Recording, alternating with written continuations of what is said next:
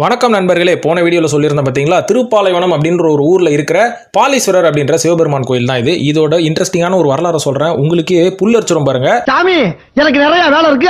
அதாவது ஒரு காலகட்டத்தில் இந்த மன்னர்கள் வாழ்ந்த காலத்துலலாம் பார்த்தீங்கன்னா, போர் முடிஞ்சு அந்த பக்கமாக அந்த வழியாக டிராவல் பண்ணுற அந்த போர் வீரர்கள் என்ன பண்ணுவாங்கன்னு பார்த்தீங்கன்னா, ரெஸ்ட் எடுக்கிறதுக்காக இந்த திருப்பாலைவனம் அப்படின்ற ஒரு ஊர் பக்கத்தில் இருக்கிற மரங்களில் அவங்க பயணம் பண்ணிட்டு வந்த அந்த குதிரைகளை கட்டி போட்டு ரெஸ்ட் எடுப்பாங்களாம். அப்போ ஒரு வாட்டி அந்த குதிரையை அவுத்துட்டு கிளம்பணும் அப்படின்னு பார்க்கும்போது அந்த கட்டின முடிச்சு அந்த கயரோட முடிச்சு அவுக்க முடியல அப்படின்னு சொல்லி ஒரு போர் வீரர் என்ன பண்ணிருக்காரு, கத்தி எடுத்து அந்த கயர்ல வெட்ட ட்ரை பண்ணிருக்காரு.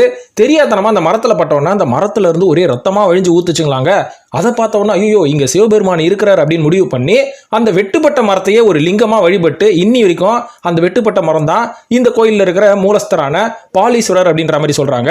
ஸோ எல்லா கோயிலையும் நம்ம லிங்கத்தை தான் வச்சு வழிபட்டிருப்போம்.